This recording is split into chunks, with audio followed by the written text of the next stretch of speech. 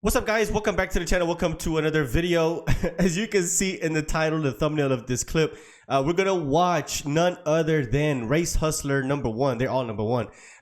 Angela Rye cry about her career potentially being over. So the title of the clip, this is from their podcast, but the important part of the title is this right here. It says, "Is the Rainbow Coalition dead?" And you can imagine, or you can assume what that means. I mean, it's exactly what it sounds like. Is the Rainbow Coalition dead? Is the woke mob, the woke coalition dead? So we're gonna watch her cry. You're literally gonna see her cry, realizing that her career is over because of the direction where the new Democratic Party is trying to move, or attempting to, is by getting rid of their woke side, their extreme progressive side, like people like her. But before we watch this clip, we're gonna actually watch her initial reaction to Donald Trump winning and the shock that she experiences with this loss that Kamala went through. It's actually stunning, because this is your average Democrat voter. This is your average black women that voted for Kamala Harris. They believe this nonsense. What you're gonna hear, they actually believe it, and that's really the frustrating part. Is that, first of all, it's all lies, and you know, it's one or two things: is either that they believe it wholeheartedly, or they're just playing the propaganda game and helping the Democrats push fake propaganda. But in reality, I think especially for this woman here, she believed the propaganda that the Democrats were telling her to tell. And that's the sad part. I kind of feel sorry for her, because she wholeheartedly believed all of the nonsense that they told us. And she's really just a victim of the Democratic Party, in my opinion. But let's watch this clip first, and then we'll get into her realization that her career is probably over with. If the Democratic candidate and the campaign hedged its bets on Donald Trump being a fascist, why is it that after he's won the election, he's no longer being treated as a fascist? Case in point was Joe Biden meeting with him in the Oval Office for a peaceful transition of power. Kamala Harris, in her concession speech, talked about a peaceful transition of power. But how do you have a peaceful transition with someone who actually isn't so peaceful in his remarks and some of the things that he's done in the past as president? What is this all about? So I wanted to make sure that I was factually accurate. There is some law for this. The Presidential Transition Act of 1963 ensures that there is some transitional things that happen. Most of it come from an entity called the GSA, the General Services Agency in the federal government, and actually don't have much to do with the pageantry that happens in the Oval Office. Now, they say that an incumbent president has 3 responsibilities. 1 is the law, 2 is precedent, and 3 is goodwill. But I want to know how far goodwill should go.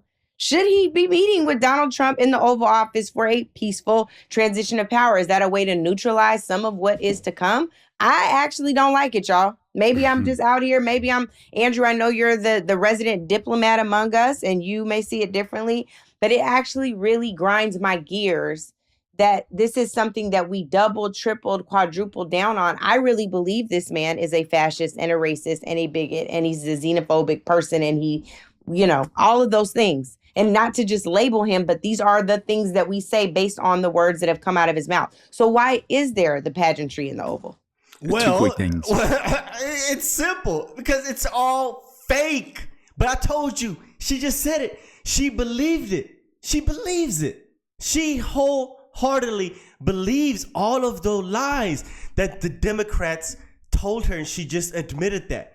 And she doesn't realize that the Democrats, Kamala Harris, Joe Biden, the whole party, they don't believe it. They never believed it. It was just a scare tactic. It was just a way to fearmonger voters into abandoning Donald Trump and voting for Kamala Harris.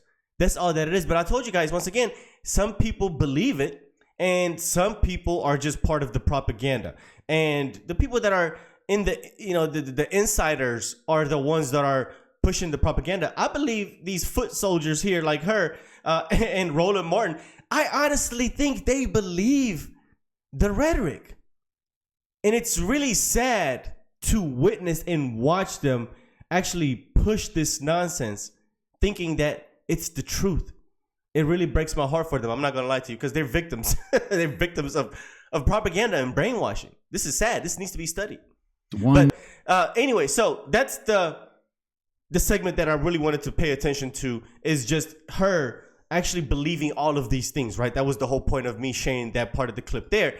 But this whole video is centered around her now starting to realize that her career is potentially over with, because once again, the more centrist Democrats are trying to move away from the identity politics and the whole woke agenda that they were pushing, and especially from people like her. So let's get into this clip real quick.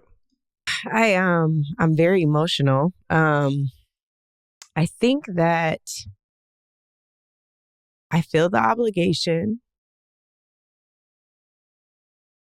I feel frustrated, honestly, with myself, because I spent so much time over the last couple of weeks just focusing on the half that I hate right now, like the half of the country that I despise. And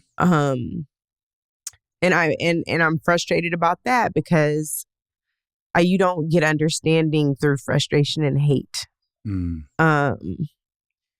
And I think that what I feel guilty about is knowing that there's an obligation to a whole other half, you know, of the country, and feeling like there has to be a conversation, you know, a come to Jesus, as they say, with so many people, because we are really not on the same page. And I am at a loss at this point for how to get there. And so I think you guys know I'm fiercely competitive over all kinds of ridiculous things. But what I really don't like to do is, I don't mind saying I don't know. I don't mind admitting I don't know. I hate not knowing for an extended period of time and feeling like the overwhelm of I don't know where to turn to find the answer, right? Like, I don't even know if at this point people will be honest about their reasons for voting for the other side, or if they'll be honest about who they really voted for, because they probably know us or have seen us and wouldn't feel comfortable telling us the truth. So where do you go to solve an I don't know when you're not even confident that people will be honest with you? Wow. You know what I mean? Why would they be honest with you when you literally just said 5 seconds ago that you hate? That was the words that you used. You hate Trump voters. So why would they want to be around you if you're categorizing people like this? If you just have such a disdain for people like this? You just said it. It's like she does not realize what she's saying. Why would somebody want to have a conversation with you? Why would any of your so-called peers that voted for Trump, why would they be honest with you and tell you who they voted for when you're literally sitting there demonizing them? And literally 5 seconds ago, you literally just said you hate them. It's like they lack self-reflection. And that's the reason that they're here today. Sometimes I don't feel sorry for them because of that. I do feel sorry for her, though, a little bit. Because I'm telling you guys, she's brainwashed. This is your typical 92%er. 92%er. 92% of the black women that voted for Kamala Harris. This is them right here. Trust me, I see these people on social media all day, every day. They're in my comment section all day, every day. They lack the critical thinking to be able to see their own flaws. And whatever they're accusing the other side of doing is actual projection. It is the most fascinating thing to witness. It's really absurd. But once again, this woman is delusional. Why don't people want to talk? Why are they not honest with me on who they voted for? Why would they? You hate them. And it's like the weight of that. We were in our group chat earlier, and I'm sorry if I'm flailing. I'm trying to make sense. You make sense.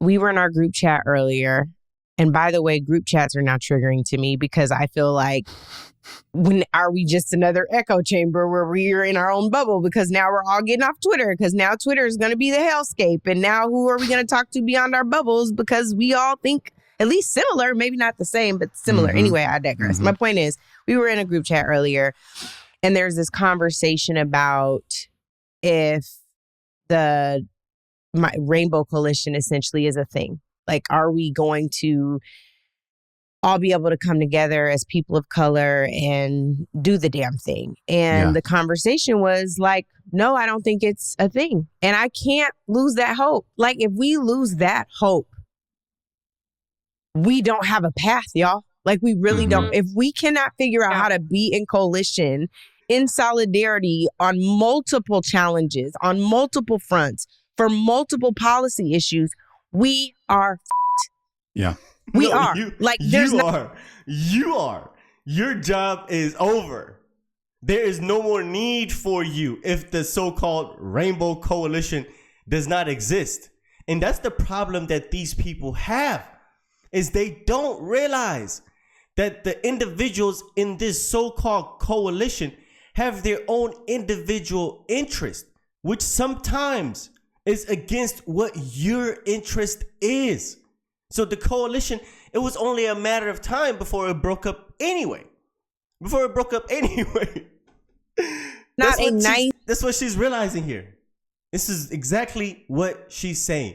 If the Rainbow Coalition is over with, then we're essentially effed, is what she's saying. And she's right. Your career is gone. Way for me to say, Dad, sorry, I had to cuss it. There's no other way for me to explain it. We are if there's no coalition, if there is no coming together for a larger group, there is no path to victory. And I don't want to lose. I don't want to lose. That's real. Well, Tiff, where you at? I am. Yeah. Well, there you have it. I don't care what Tiffany has to say. She's on this podcast because she got fired for racism, allegedly. But anyway, yeah, I love it. The liberal tears have just been amazing. It's so weird to watch this though, because I don't honestly believe that if Donald Trump lost, that it would be people like Angela, like that, sitting there crying that the way that she's doing, or women shaving their head and protesting that the left is like the way the left is protesting. I don't think that would have happened at all. These people are losing their minds. But people like her, I don't mind seeing this happen, because once again, they were the toxic side of the Democratic Party. They were the group of individuals that basically lived off of identity politics. They don't have anything else outside of that. There's no other ideas that they have that they've proposed unless it's centered around race and gender or some type of identity. So that's why that's why she called it the Rainbow Coalition. It's over with. It's over with. And I love it. And the American people have rejected it. That is why Donald Trump won the way that he did. So anyway, let me know what you guys think. Hope you enjoyed this video. Hope you enjoyed the content. Hit the like button down below, guys. It really helps the channel out. And of course, if you are brand new, consider hitting the subscribe button. I'll see you guys on the next one. Peace.